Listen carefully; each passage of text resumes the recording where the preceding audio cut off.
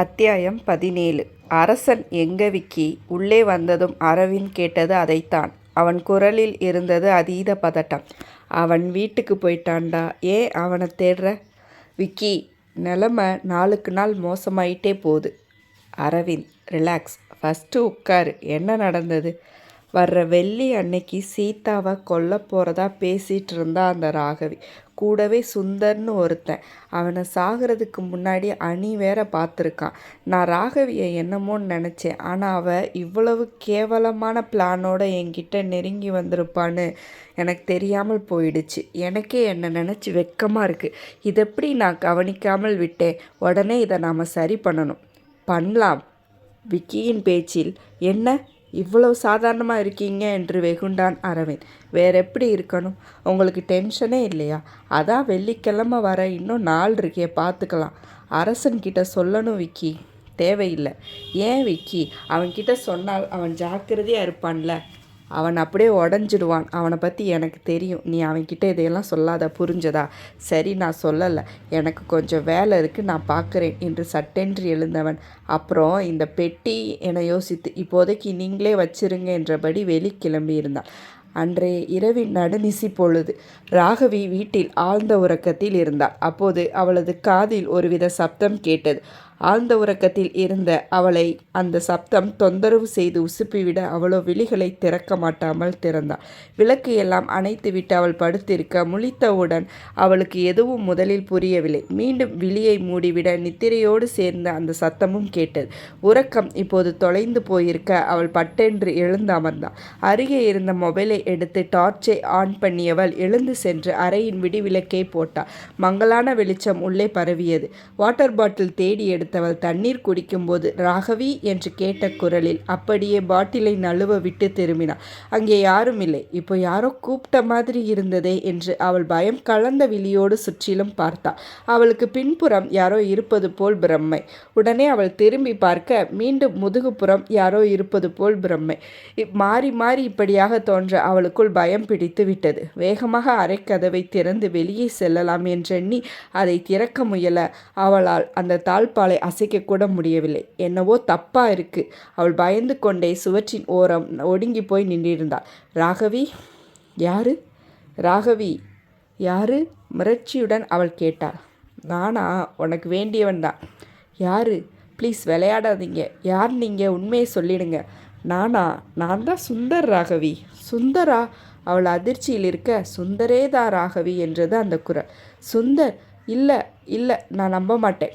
உன்கிட்ட பேசிட்டு போனேன்னா அப்போது என்னாச்சு தெரியுமா ராகவி? ஆக்சிடெண்ட்டில் செத்துட்டேன்.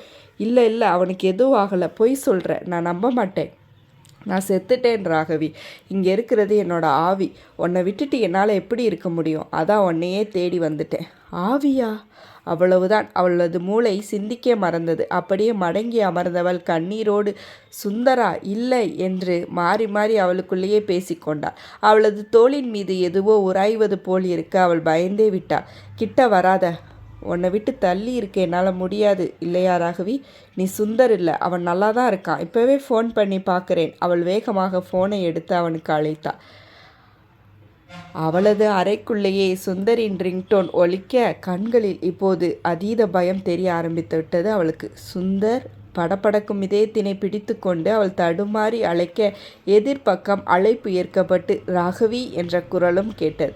அந்த குரல் இங்கேயே கேட்டதில் அவள் கையில் இருந்த மொபைல் தவறி விழுந்து விட்டது. நம்புறியா ராகவி? நான் செத்துட்டேன். உன்னை விட்டுட்டு என்னால் இருக்க முடியாதுல்ல. அதான் உன்னையும் கூட்டிகிட்டு போகலான்னு வந்தேன். போகலாமா ராகவி? எங்க? தொண்டை வறண்டது. அந்த பயத்திலேயே ஹார்ட் அட்டாக் வந்துவிடும் போல் தோன்ற முயன்று நெஞ்சினை இரு கைகளாலும் பிடித்து கொண்டாள். என்ன ராகவி, போலாமா? நான் வரல. இப்படியெல்லாம் நீ சொல்லக்கூடாது. நாம் 2 பேரும் சேர்ந்து என்னெல்லாம் செஞ்சுருக்கோம். நீ வந்துதானே ஆகணும். ப்ளீஸ் சுந்தர், இங்கேருந்து போயிடு. எனக்கு பயமாக இருக்குது. நான் உன்னையும் என் கூட கூட்டிகிட்டு தான் போவேன். அவள் அந்த அறை முழுக்க விலகி விலகி ஓடினாள். ஒரு கட்டத்தில் முகத்தினை மூடிக்கொண்டு என்னை விட்டுடு என்று உயிர் பயத்தில் தேம்ப ஆரம்பித்தாள். விடுறதா? நெவர். உனக்கு வேற எந்த ஆப்ஷனும் இல்லை. நாம் இப்போ சாக போகிறோம். சாரி, நான் தான் ஏற்கனவே செத்துட்டேன்ல.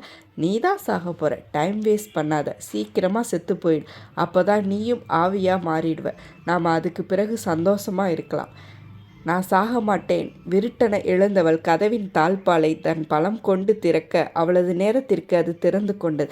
திறந்தவுடனே வெளியே ஓடினாள். வெளிக்கதவையும் திறந்து அவள் ஓடிவிட அவளுக்கு பின்னதாக சிரிப்பு சத்தம் தொடர்ந்து கேட்டது. ஐயோ, அவன் பின்னாடியே வர்றான், தப்பிச்சு ஓடிடு ராகவி. தனக்குத்தானே தைரியம் சொல்லிக்கொண்டு அவள் ஓட ஆரம்பித்தாள்.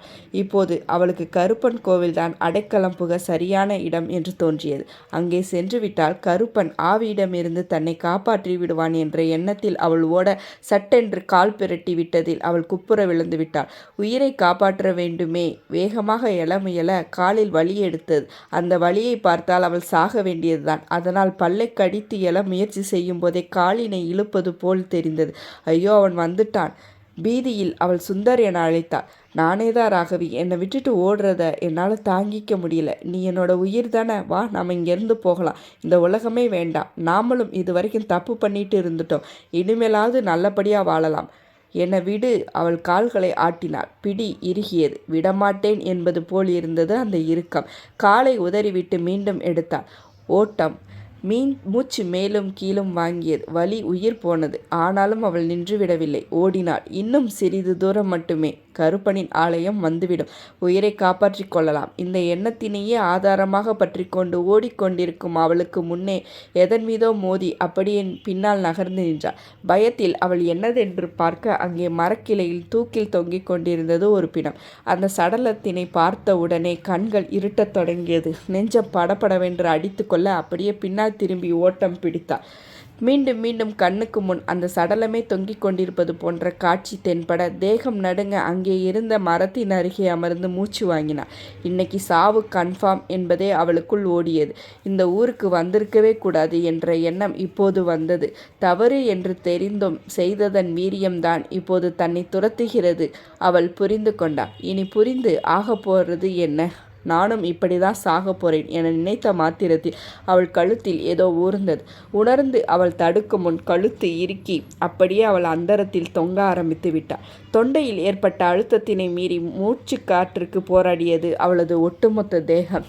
அடுத்த நொடியில் அவள் தூக்கி வீசப்பட்டிருந்தாள். கையிரண்டும் தொண்டையை இறுக்க பிடித்து கொள்ள அவளால் எழ முடியவில்லை. அந்த மணலில் அசையாமல் கிடந்தவள் மரணத்தினை வரவேற்க தயாராகிவிட்டாள் போல. அவளிடம் எந்தவித அசைவும் இல்லாது போக அவள் கிடந்த மணல் அவளை மெல்ல மெல்ல உள்ளே இழுக்க ஆரம்பித்தது. ஐயோ ராகவி! சுந்தரின் குரல் அவளுக்கு கேட்டது. சுந்தர், நானும் உன்னோடவே வர்றேன். இனி இங்கே இருக்க வேணாம். தப்பு பண்ணிட்டோம் நாம. இனியாவது அதை பண்ணாமல் இருப்போம் என்றபடி அவள் புதைந்து கொண்டிருக்க அவளது கையை பிடித்தான் சுந்தர். விடு சுந்தர், நான் சாகணும். முனங்கள் மட்டுமே அவனுக்கு கேட்டது. ஏய் ராகவி, என்னாச்சு உனக்கு? ராகவி, எழுந்திரு, என்னை பாரு. நான் சாகணும். ராகவி முணங்கினாள். நீயே சாகணும். பைத்தியமா நீ? அவளை ஒரு அறை விட அந்த தாக்கத்தில் அவள் சட்டென்று நிமிர்ந்து அமர்ந்து தன்னை சுற்றிலும் அவசரமாக பார்த்து கொண்டாள். அந்த அத்துவான காட்டுக்குள் இருவர் மட்டுமே இருக்க அவள் சட்டென்று, சுந்தர், நீ பேய்தானே என்று சொல்ல அவன் கடகடவென்று சிரிக்க ஆரம்பித்தான். வேட்டை தொடரும்.